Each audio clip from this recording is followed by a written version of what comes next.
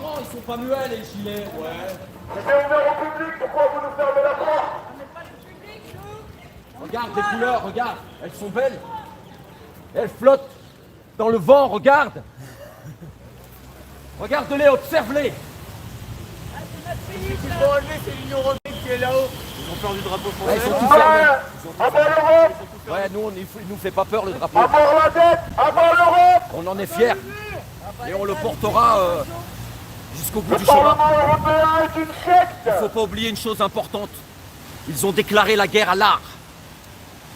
Ils ont déclaré la guerre à l'art, mais l'art est immortel. Pourquoi tu dis ça?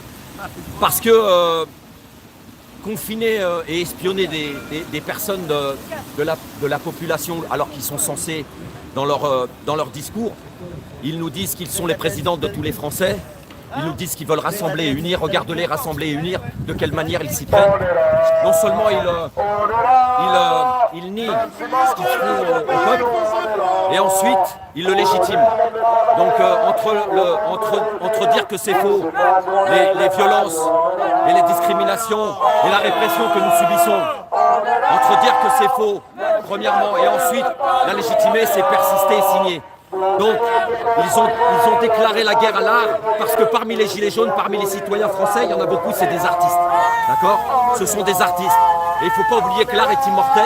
Donc on va, comment dirais-je, utiliser l'art pour certains d'entre nous.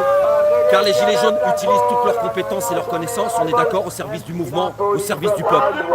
Donc nous allons utiliser l'art parce qu'il est mortel de manière à les dénoncer et de manière à les désigner. Voilà, c'est ça qui est important pour nous aujourd'hui, dans tous les sens du terme, qui que ce soit dans le mouvement, comme je viens de te le dire, on utilise nos connaissances, nos compétences au service du mouvement. Voilà, et aujourd'hui on n'est pas entendu, au contraire, regarde, on nous ferme les portes. Là, comment ça? On va aller faire un petit tour à la cité universitaire, regarde. C'est ouvert au public, hein. Nous on n'est pas le public, nous. J'ai demandé au monsieur, peut-être on est des terroristes. Regarde, même les gens ils veulent sortir, ils n'arrivent pas à sortir. Il va y avoir du monde, que ça va être un truc un peu... Alors dès lors que c'est un appel pour tout le monde, un appel national, une convergence des luttes, bah, c'est positif. Parce qu'en réalité, si on en est là aujourd'hui, à mon sens, c'est à cause de ça. C'est qu'on est plus ou moins divisé dans nos têtes. On est plus ou moins divisé. Tu comprends? Chacun défend son beefsteak. Alors c'est naturel de défendre son beefsteak. Mais dis-toi bien que si on en est là aujourd'hui, dans tous les sens du terme et à tous les sujets, dans toutes les corporations, c'est bien à cause de ça. C'est parce qu'on a été formaté et on a pensé de cette manière. Si pour beaucoup de choses, on refuse et on se mobilise ensemble, ils pourront pas faire. En fait, ils n'auraient pas pu en arriver jusque-là. En fait, on n'aurait pas laissé faire. C'est ça qui est important à comprendre, que ce soit les cheminots et quelles que soient les professions et les gens en lutte. Il faut qu'on soit ensemble. Et les Gilets jaunes, effectivement, dans toute la France, ont montré cet esprit, ont montré cette dynamique de manière à les soutenir partout où il y avait de l'urgence. Que ce soit les personnels soignants avec qui on a manifesté. Et c'est bien normal puisque le Gilet jaune, on le dit et on le répétera tout le temps, c'est un citoyen français. Donc la place du citoyen français, elle est avec le peuple et elle est dans l'urgence. Voilà, c'est quelque chose dont on peut être fier. On peut être heureux de savoir qu'on a évolué en ce sens parce que c'est tout à notre honneur. Un appel général. Fermez au public parce qu'il y a des gilets jaunes devant la porte.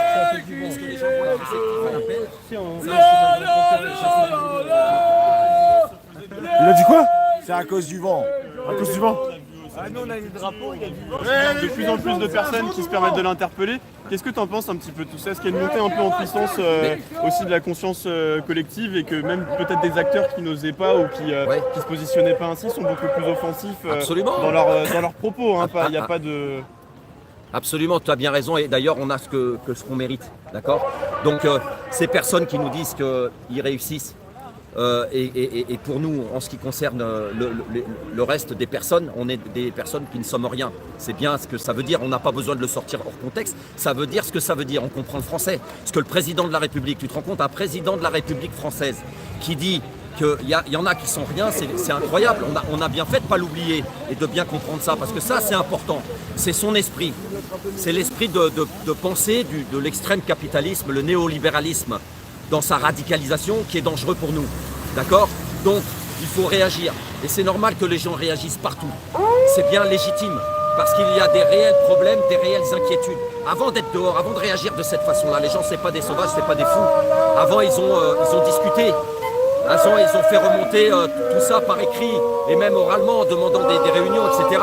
Mais comme les problèmes ne s'arrangent pas, on laisse les hôpitaux dans cet état, c'est jouer le pourrissement, de manière à convaincre l'ensemble qu'il n'y avait pas d'autre solution que de privatiser.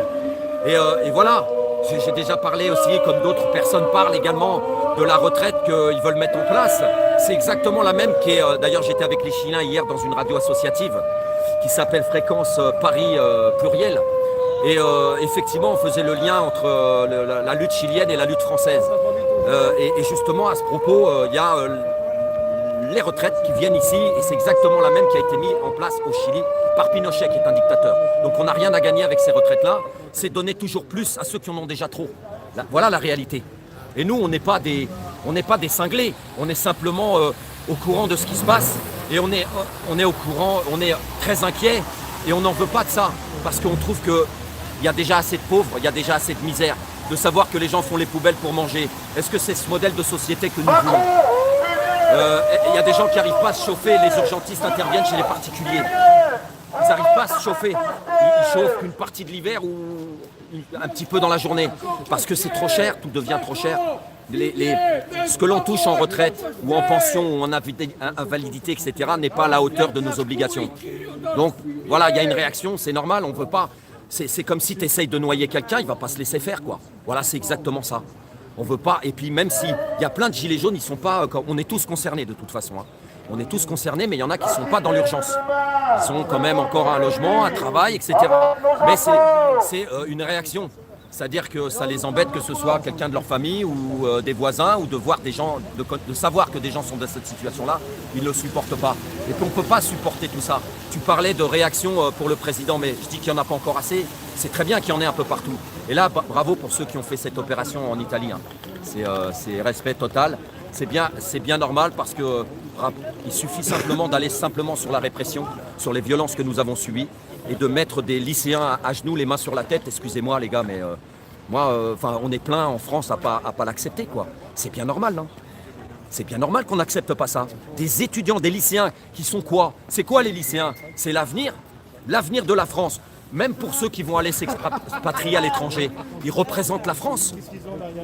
Et on les fout à quatre pattes, les mains sur la tête. Mais c'est des images qui te marquent.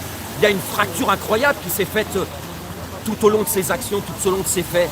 C'est incroyable cette fracture qu'ils ont faite vis-à-vis du peuple. Ils nous méprisent. Voilà la réalité.